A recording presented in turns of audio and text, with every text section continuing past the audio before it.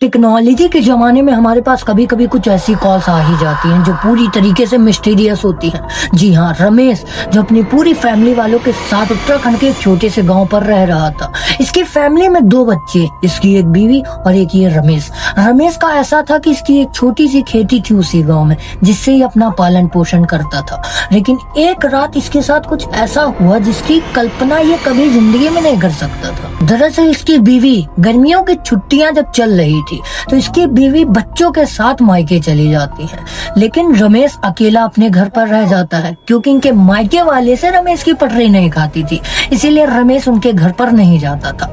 लेकिन इसकी बीवी के जाने के कुछ दिन बाद, जैसे ही 4-5 दिन बीते होंगे, तो रमेश जब रात को करीबन सो रहा था तो रमेश के पास करीबन 2:30 बजे के आसपास एक कॉल आती है जिसपे उसका बीवी का नाम शो हो रहा था। ये देखता है कि यार इतनी रात गए मेरी बीवी क्यों फोन कर रही है। ये कॉल उठाता है, हेलो हेलो करता है, लेकिन सामने से कोई भी आवाज नहीं आती और फोन कट जाता है। रमेश तुरंत ही वापस से कॉल बैक करने लगता है, लेकिन जैसे ही वो कॉल लगाता वो स्विच ऑफ बता रहा था, फोन उसका स्विच ऑफ। ये सोचने लगता है ये कैसे हो सकता है यार, अभी तो मैंने इसका कॉल मतलब इसने मुझे खुद किया था, अभी इतनी जल्दी स्विच ऑफ कैसे हो गया। ये फोन रखकर सोने लगता है। थोड़ा टेंशन में भी था कि पूजा मतलब उसके साथ ऐसा क्या हो गया मेरी बीवी के साथ कि जो कॉल कर रही है वो भी 1 बजे के करीबन आसपास। ये ऐसी सोच रहा था। लिटरली रात में इसको नींद आ नहीं रही थी तो करीबन 1 बजे तक उसका फिर से कॉल आया उसी की बीवी के नंबर से। इस बार जब ये कॉल उठाता है तो उस कॉल में इसको एक गहरी सांस लेने की आवाजें सुनाई देती है और एक बहुत धीरे सी आवाज इसको कान में सुनाई देती है, दरवाजा मत खोलना।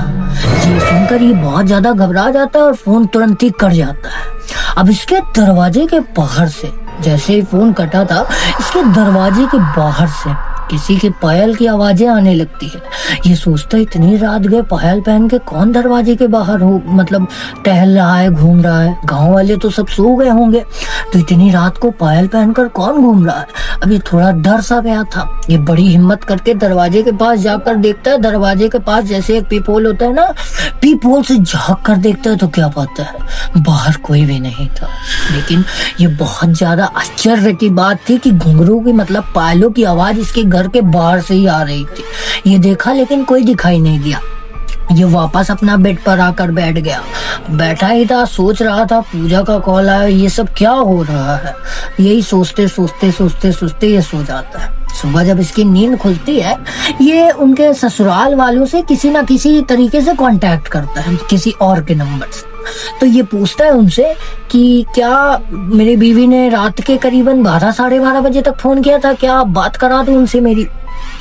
तो इनसे बात करता है, लेकिन इसकी बीवी क्या बोलती है, नहीं जी मैंने तो आपको फोन किया ही नहीं, मेरे पास तो बल्कि फोन ही नहीं है। जब मैं यहाँ आ रही थी तो लिटरली मेरा फोन कहीं रास्ते में ही गिर गया और खो गया था, तब से मेरे पास अभी फोन ही नहीं है और फोन मुझे मिला ही नहीं कि मैं आपको बता पाऊँ कि मेरा फोन चोरी हो गया, मतलब खो गया है मेरे से।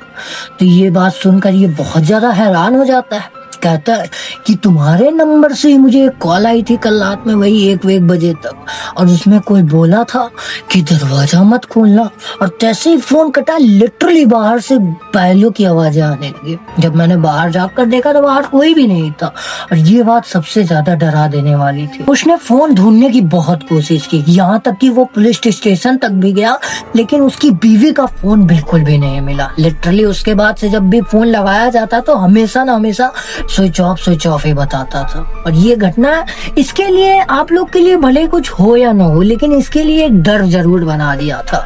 कितनी रात में मेरी बीवी ने क्यों फोन किया, और फोन किया भी चलो मान लिया कि उसने नहीं किया, लेकिन वो जो बोली थी कि दरवाजा मत खोलना, फिर आवाज कैसे आई जब बाहर कोई भी नहीं था।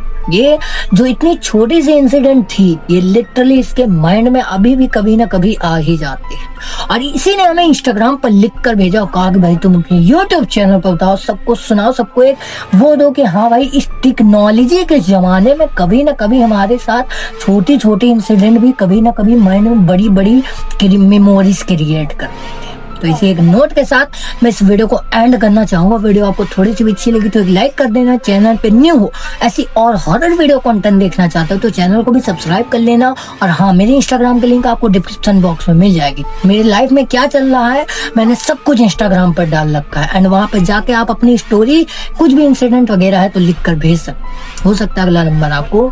तब तक के लिए मैं मिलता हूँ किसी और वीडियो में, तब तक के लिए जय हिंद जय भारत।